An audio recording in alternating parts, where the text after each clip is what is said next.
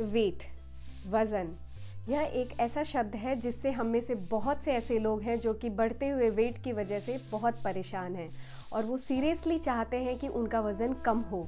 लेकिन घर में बहुत से ऐसे कमिटमेंट होते हैं, काम होते हैं, जो वर्किंग हैं, उनको बाहर कमिटमेंट इतनी सारी होती हैं जिसके वजह से वो टाइम नहीं निकाल पाते हैं कि जिम जॉइन कर पाएँ या योगा क्लासेस जॉइन कर पाएँ और वो अपने वेट को कंट्रोल में कर पाएँ।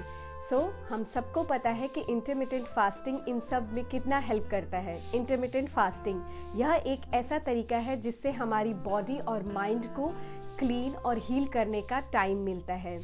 इंटरमिटेंट फास्टिंग करने से हमारा पेट खाली रहता है और खाली समय में उस वक्त हमारी बॉडी जो है वो रिपेयर हो रही होती है और हमारी प्रॉब्लम्स जो होती हैं, हमारी जो बीमारियां होती हैं, उनको दूर कर रही होती हैं।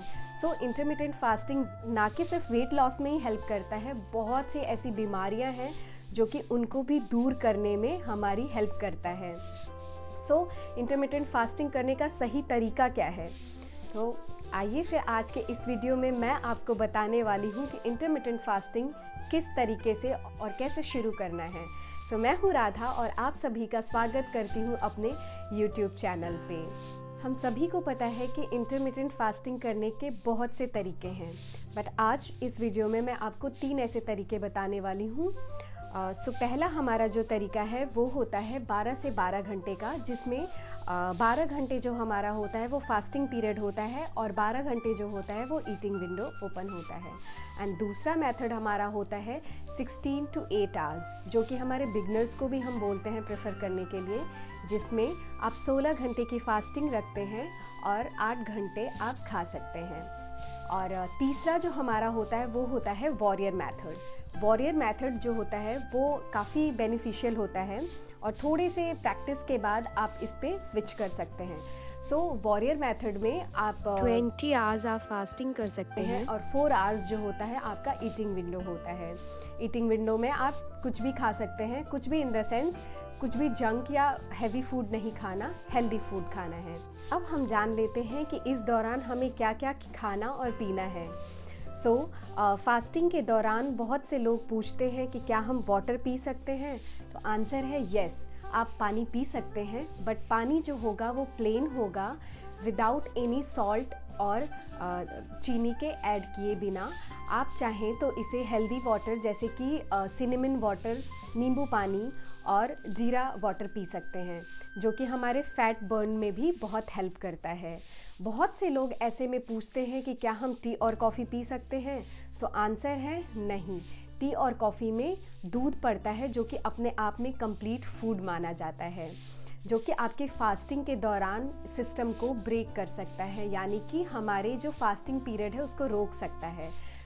अगर आप चाहें तो ब्लैक टी या ब्लैक कॉफ़ी पी सकते हैं, बट जितना हो सके इसको अवॉइड करेंगे, क्योंकि इसमें कैफ़ीन होता है जो कि हमारे कॉर्टिसोल और इंसुलिन के लेवल को हाई कर देता है, जो कि प्रॉब्लमेटिक है।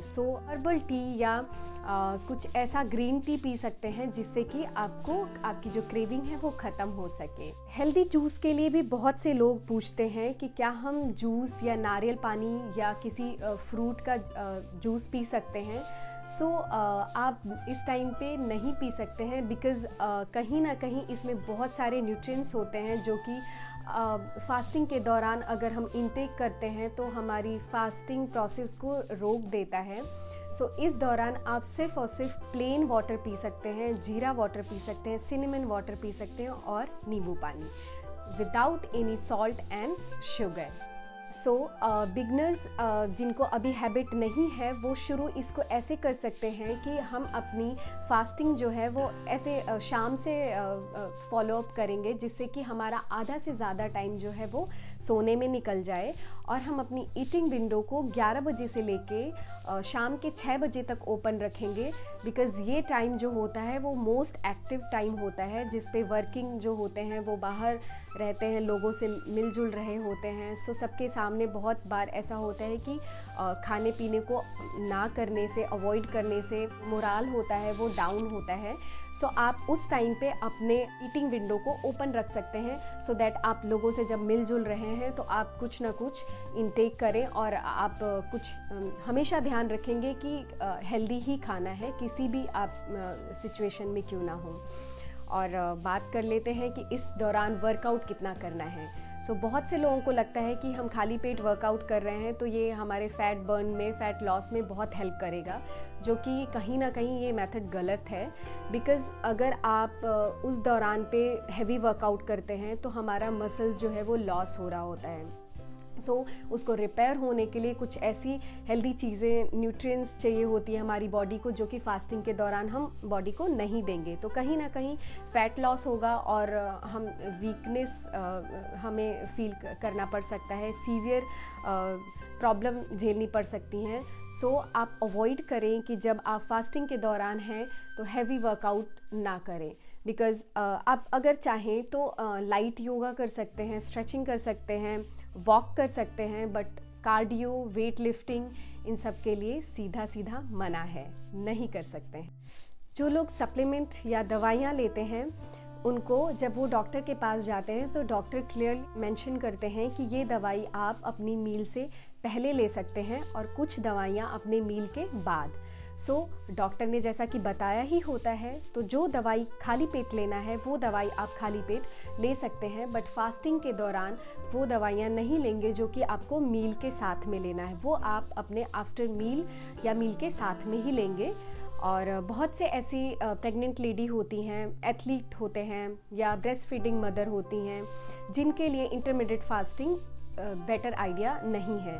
सो आप इस वक्त पे आपकी बॉडी को बहुत सारे न्यूट्रिएंट्स और हेल्दी फूड की ज़रूरत होती है। आपको बहुत देर के लिए फास्टिंग अलाउ नहीं करते हैं, it's not a ideal choice. So आप इंटरमीडिएट फास्टिंग को अवॉइड करें इस दौरान। इस टाइम पर हम अपनी बॉडी को हील कर रहे होते हैं।